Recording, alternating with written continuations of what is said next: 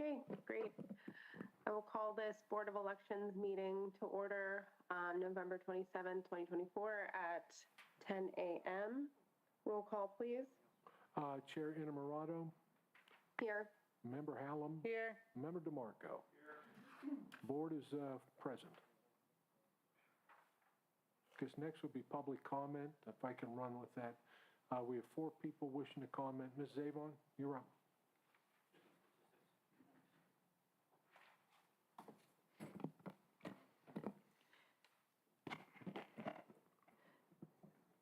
So I want to thank you for the improved public communications. The information on your redesigned website is great.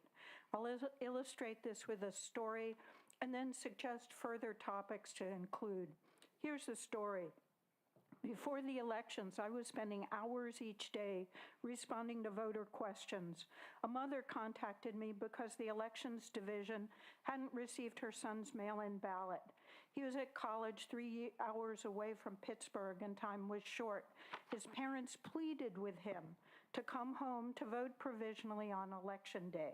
He refused to even consider it unless his parents could show him in writing that the provisional ballot would count if his mail ballot hadn't been received. His mom was desperate. In a flash, I found the info on your website and sent her the link.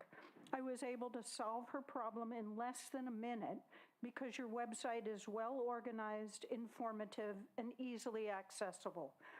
I'm sure you have plans to continue to expand the information at your website, and I'd like to suggest several topics about the warehouse. What goes on in the warehouse is a mystery to voters and causes confusion and misinformation. 1. What protocols prevent mail-in ballots from being scanned more than once at the warehouse? This issue comes up because the large capacity scanners in the warehouse scan a stack of ballots from an input tray to an output tray in much the same way that a copy machine moves pages from input to output. There's no dropping down into a secured tub the way it is at the polls. 2. Voters often want to verify that their mail-in ballot was actually counted. I explained that it is tracked as received, but once the declaration envelope is separated from its contents, the identity of the voter is separated from their votes because we have secrecy of the ballot. Secrecy prevents vote buying and coercion. 3. What is the process and timing for counting provisional ballots? One of the mistaken beliefs I often hear from voters is that provisionals aren't counted unless it's a close election. 4. What are typical categories of challenges to provisional ballots, and how are these adjudicated? Voters have wild ideas about provisional ballots being challenged just because they're provisional ballots, as if it's an uncertain way to vote. So that's 4 ideas. Thanks again for your work on communications. It definitely makes a difference. Thank you. Next, Ron Bandis. Good morning. I'm Ron Bandes, living in the city of Pittsburgh. I've been a judge of election for about 14 years. On November 8th and 11th, I observed the official canvass of ballots in Armstrong County on behalf of ACLU, Pennsylvania. Compared to Allegheny County, with its 1 million registered voters, Armstrong County is small, with only 44,000 registered voters. The great thing about observing a small county like Armstrong is that I was able to see everything. I met the election director, the election department's tech person, county commissioner, who is also on the county's board of elections, the adjudicators, the county solicitor, and observers from the Republican Party on the Trump campaign.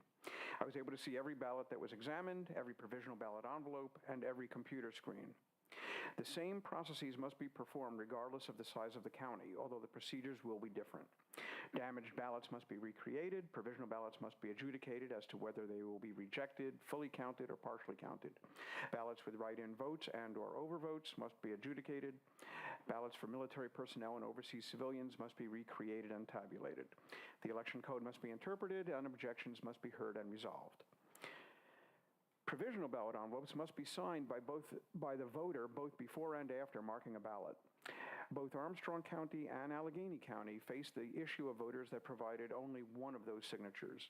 The Armstrong County solicitor read the election code and determined that ballots in envelopes with only one signature should not be counted. In Allegheny County, I understand that the County Board of Elections reached the opposite conclusion.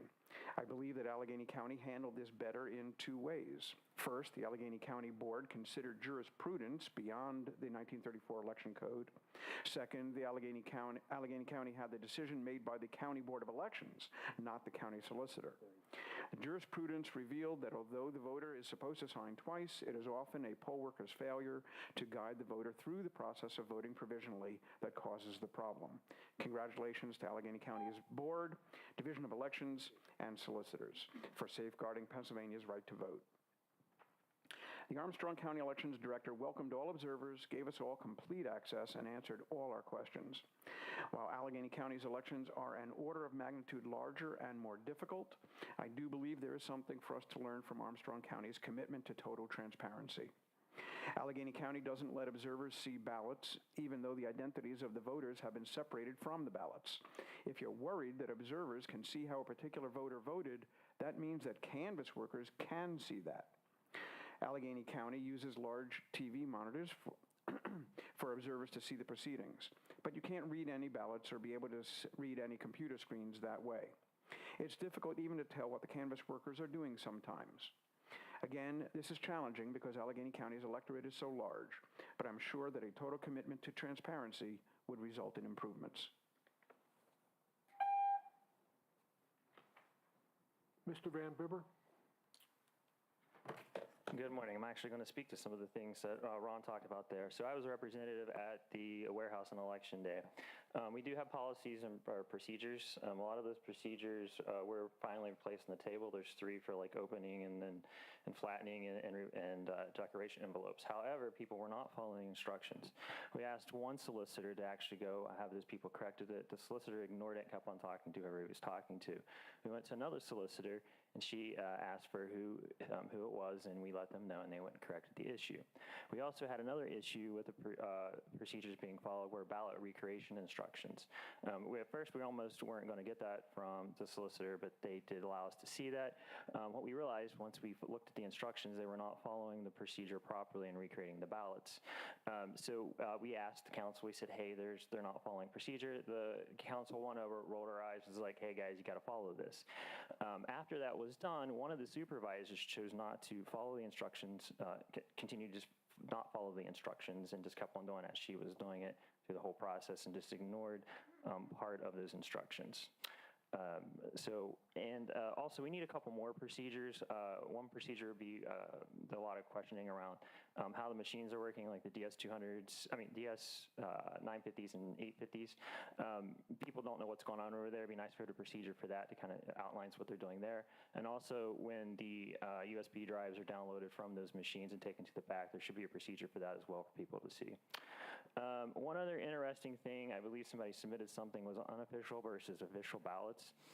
In the court case, Van Bibber Weaver versus Allegheny County in the Commonwealth, 379 CD 2003 and 380 CD 2003. You might want to read that before you certify the election. Basically, the county's arguing with the Department of State that that mail-in ballots are not official. I know we talked about this before.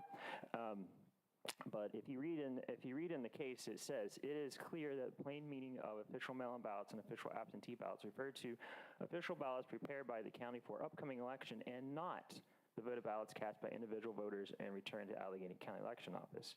The problem with that is in the election code 25 PS 3059, it requires only official mail-in ballots. Requires only official ballots and no other ballots to be counted.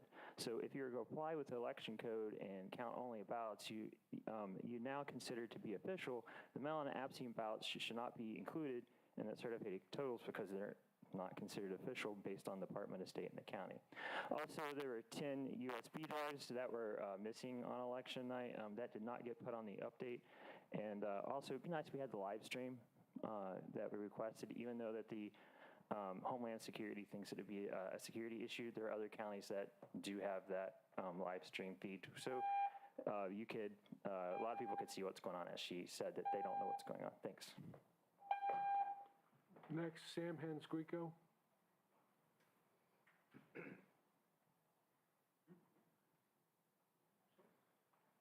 Good morning, members of the board.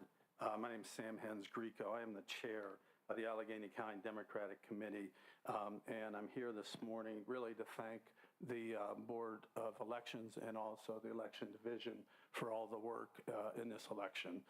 Specifically, I want to thank Mr. Voy, Mr. Upsitnik for all their efforts, especially with a very difficult and charged environment. We had extremely helpful information from our office when fielding questions or concerns from voters. I found the department to be very transparent, and especially with even curing ballots. Our solicitor, Mike Healy, who cannot be here today, was quite impressed with that process and wanted to commend them for their services, and I greatly appreciate that. I also want to recognize the efforts that the division has done in processing the vote-by-mail ballots. I was constantly talking to people in the media and whatnot to say, look, on 8 o'clock, when the results get published, those are Allegheny County vote-by-mail ballots. And I think it's quite proud to say that on behalf of our county officials. To the Board of Elections, I want to thank you for instituting the remote voting and ballot boxes. I believe that vote by mail is still in its infancy.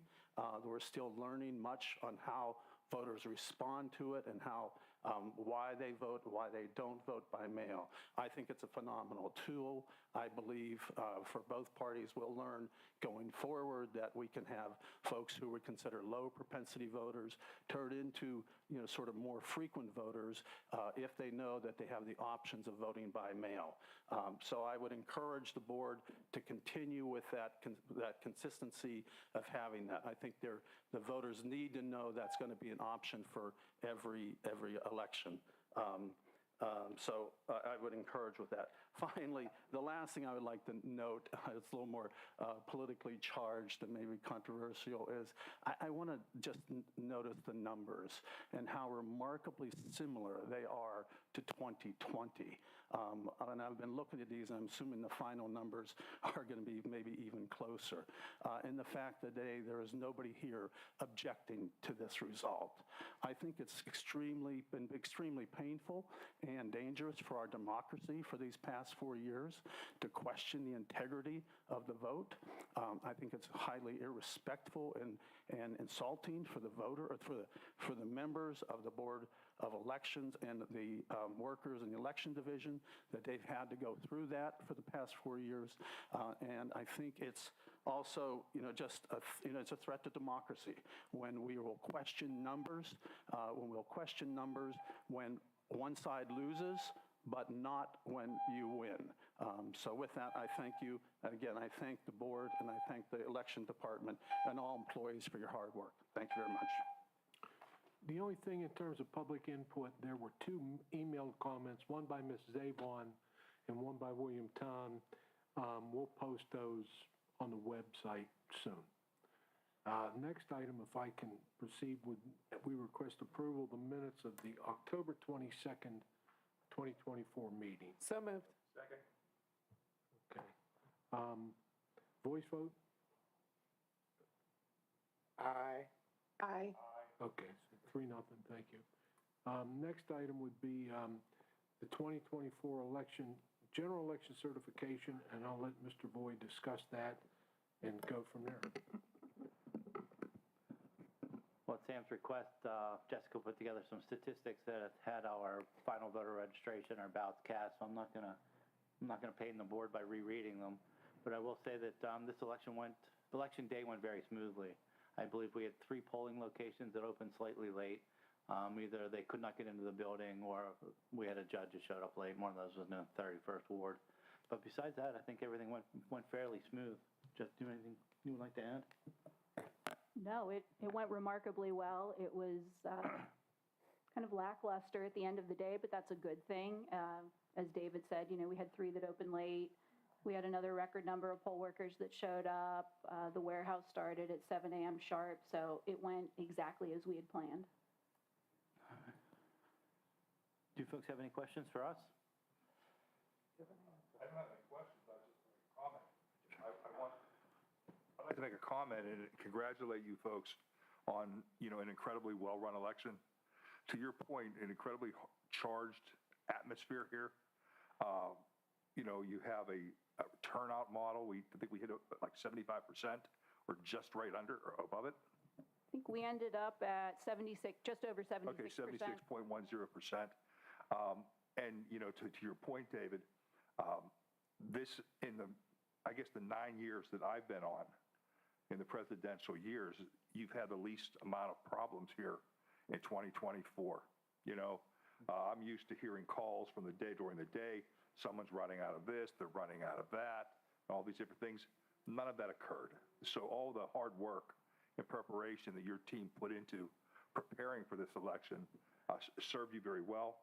And I think all of the workers deserve the recognition, for what you accomplished. I just want to thank all of you for what you did. Thank you. All right, well, everyone else was giving you props, so I'm going to give you guys props too. I do think it's very well deserved. I just do want to talk about a couple issues that I heard about leading up to Election Day and see if we can figure out how to solve these going forward. I do agree with my colleague. This was the first election that I remember that I didn't get calls all day that we ran out of ballots at polling places from either party. So really excited about that it seems like we got that figured out even with the super high turnout numbers. I think that's a really good sign. What I did, I agree with what Julie said. I literally spent hours each day leading up to Election Day fielding calls from people, especially about their mail-in ballots. So as of Election Day, lots of folks who still hadn't even received their mail-in ballot, and then folks who both mailed them or even I had 2 people who said they dropped them off at the return site and they still weren't being recognized as received. And so I sent them to vote provisionally at the polling place. But I know we've talked in the past about how the Track My Ballot website is run by the state, but I also know that Ian's talked to the state a lot about this. And so I was wondering if there's any decision, idea, even conversation about making there be a difference between received versus counted on that Track Your Ballot site. I know I would have fielded many fewer calls if that was an option. So I am in contact with the Department of State, and we did recently change that notice. It used to be more lengthy and involved, if there was an issue with your ballot, you would be contacted by your local Board of Elections. Well, everybody read that as, it would call us, is there an issue? Right. So that was changed. We did receive more calls this election. People didn't understand the ballot received. Mm-hmm. They were like, what did that mean? I will contact the Department of State and see if we can have that altered. Yeah, because, to clarify, there is a way, internally, we identify ballot received versus ballot counted for a voter, right? Because, and I have to imagine the SURE system does too, because how do we keep track of who actually voted? Well, just for a point of clarification, the message is actually ballot returned. Returned, sorry, yes, ballot returned. Right. So received would even be a better message because I think that indicates to people, we have it, we're in possession of it, whereas people were reading the message as ballot returned, thinking they were going to get it back, like there was an issue with it. Yeah, I agree that I do think ballot counted is really what people want to know, hey, my vote was counted. Because I'm sure, and I'm sure the canvassers of the provisional ballots know this too, that a lot of people went and cast provisional ballots who probably didn't need to just because they wanted to be sure that their vote was counted. And I did encourage them to do that, for their own peace of mind. But I would like to eliminate that stress on the poll workers and the stress on voters.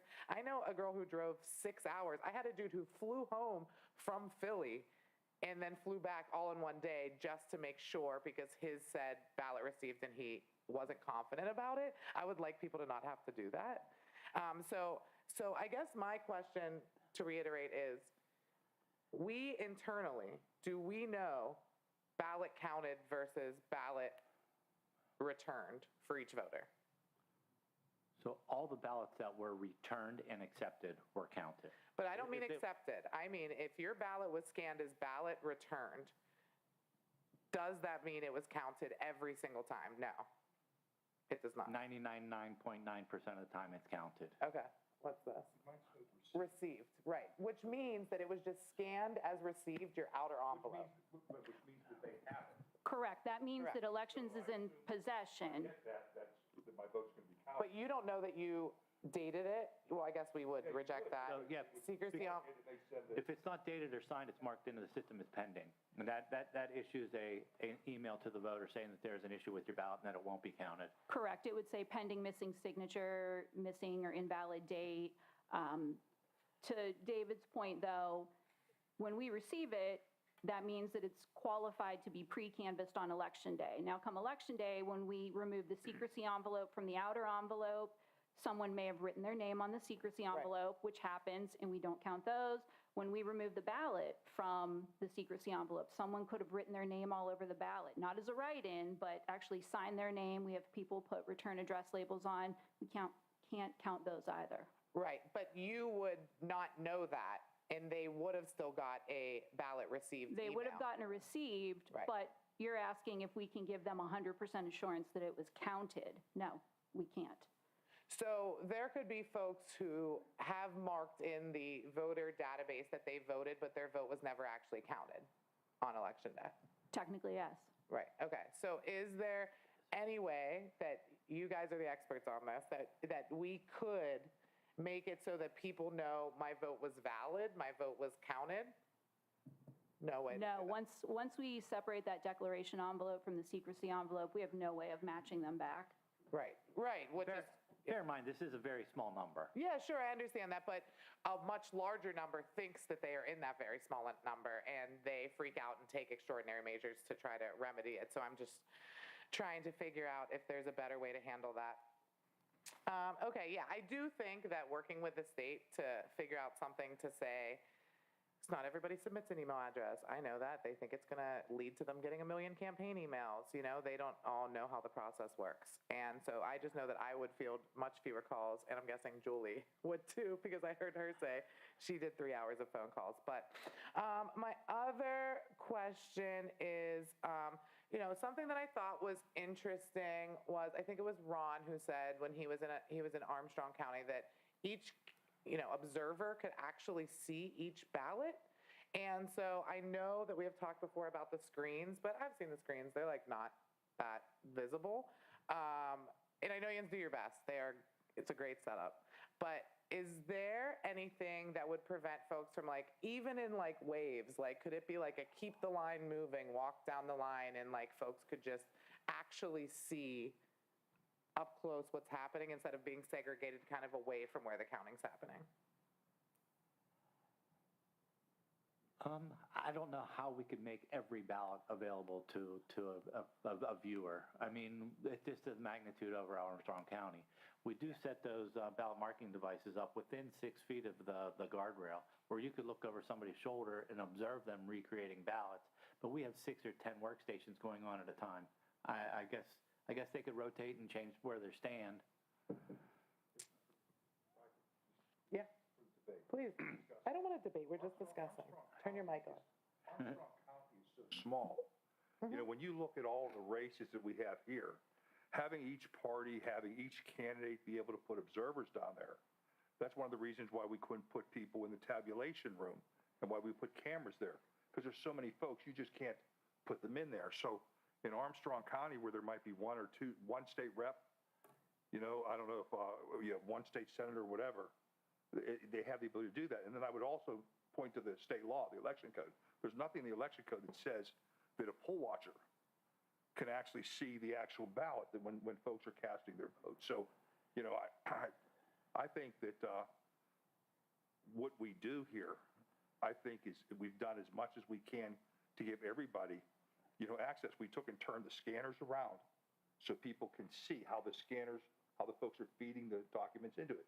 We've turned the ballot marking devices around so people standing there at the rail, you know, can see. I mean, I don't know how much more some of these folks want, but listen, I get the same questions. Yeah. You know, we're just talking here from folks, and they claim they need to see this stuff, and I just don't know, you know, to what extent we can make that feasible and still process 726,000. Yeah, it's a lot of ballots. Yeah. And then I guess my last thing is, and I'm trying to think how to phrase this too. So I encountered folks pretty close to Election Day, again, who weren't here, people who were like overnighting ballots. And I remember I asked a question about, so when you have there's a designated agent form and there is like someone assisted me with this ballot. And for people who can't get here, like what other options they have? For people who can't fly here on Election Day because they find out 2 days before their ballot wasn't received, what can we do for them? And also for people who requested a mail-in ballot, never got it. Because I know for a fact that, 10 days, 2 weeks before Election Day, if they still haven't received it, they're told it's coming, give it some time. And then by the time they wait, they think they're being patient and they wait, oh no, now we're 5 days before Election Day, I can't mail it back. What is the remedy for those people? So it's unfortunate. I mean, if they contact us, we can reissue a ballot, like we probably reissued thousands. They can come into our office and vote over the counter, but if they are away, that designated agent form was specifically designed for somebody that's incapable. I mean, I know. Not just being out of town, this would be an infirmity where they needed somebody to come pick it up or do the stuff, the drop off for them.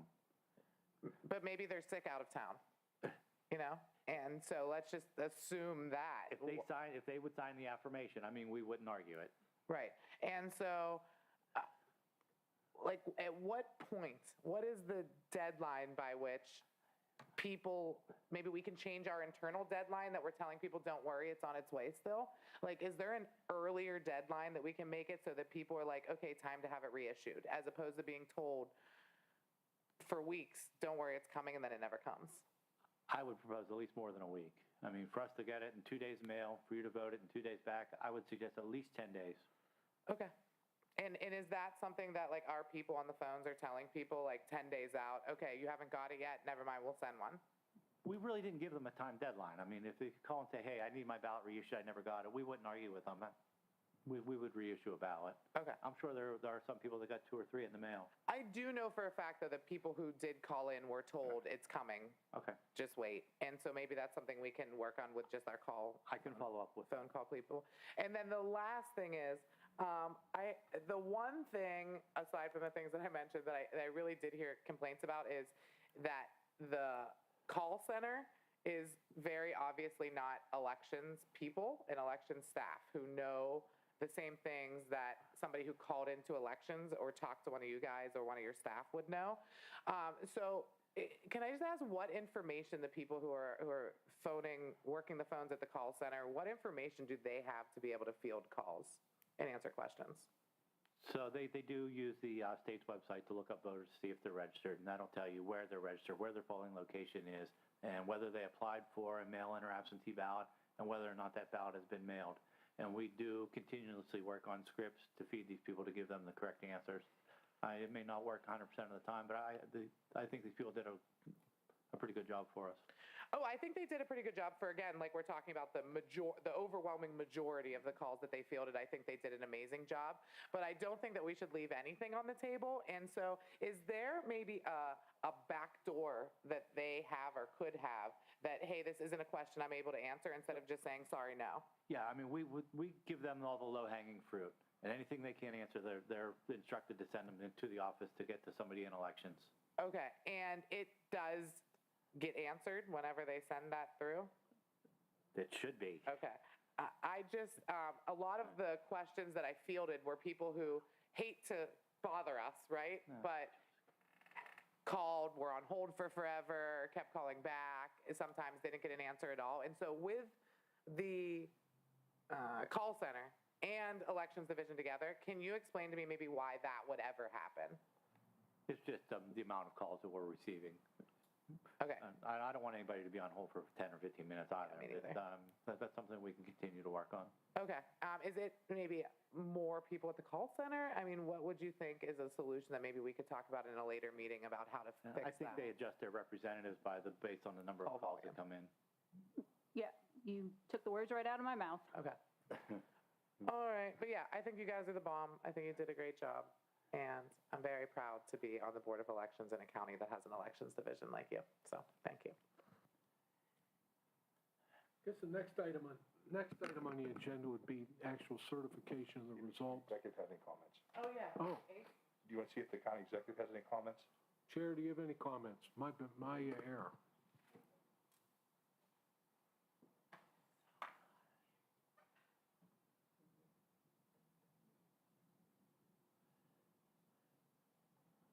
Okay, moving on. All right. We're going to ask that the results be certified. I'll let Mr. Boyd briefly explain that, and then we'll move and take a roll call vote. Would you like me to explain? What's being signed? So I have the documentation here that I have to forward to the Department of State to certify the result totals for all offices except the local referendums. There's a separate document that we will certify those results to each municipality that I'll ask you to sign today. And the results that you're voting on, there are no loose ends. The litigation that was commenced by, I think, the McCormick campaign and the Republican Committee was withdrawn by consent of all parties last week, so there are no issues that we're aware of. So that being the case, could we have somebody move and second approval of the 2024 election certification for the general election? So moved. Second? Roll call vote. Mr. DeMarco? Yes. Ms. Hallam? Yes. Chair Innamorato? Yes. Okay, approved 3-0, and Mr. Boyd will circulate that for petition for signature, but that'll go to the state electronically within moments of when this meeting ends. Is there any new business? I do. The only thing I'd like to bring up, I'd like to thank Alan Ositnik for all his years of service. He's talking about retiring next year. Yeah, I'm done the energy. I don't think so. I just want to say thank you. Thank you. It's been a pleasure. Well deserved, And Al. the end of January, I'm leaving the county. Wow. I'm older than Sam, so it's time to go, Sam. Are you actually leaving the county? Like, No, are you I'm retiring from the All county. right. No, I'm still have my practice. Just wanted to Thank make you, sure. While we're doing this, I did just want to add one thing. I thought that a lot, and maybe you can disagree, but I think you probably won't. That prep we had this year with the meetings with Judge McVeigh and Judge McGinley and Judge Wagner and all the representatives from all the parties. I just thought that was incredible. I think that helps me go into election day feeling like I knew everything was taken care of. They had reiterated time and time again that there weren't going to be any lawsuits holding up certification because they were on it and they were prepared. They had that election day courtroom staff all day. I just think out of everything, these meetings are great too, but that was just incredible, and I want to thank them and all the parties that participated in that, and hope that we do that for every single election and not just presidential elections. I'll reply from the folks on this end. Judge McVeigh, Jack McVeigh, is very dedicated to the elections process. He learned from Joe James quite well. I would think that there'd be a meeting of some sort before every election. He's that invested in it, and his staff is on board with him. So we'll pass that on. You know what else I think was great about that was it wasn't just it was informational for all of us, but it got all the different parties to get to know each other as well. And all of that played out very well in the process when we went through the provisional ballots, when we started looking at the recount. I mean, everyone, it was a much more congenial atmosphere. Folks were working together as opposed to adversarial, and so no, I couldn't agree more with you there, Councilwoman. That being the case, could we move for adjournment? So moved. Seconded? Second? Vote, I'll assume 3-0 for adjournment? Aye. Aye. Aye. Thank you. Aye. 10:36.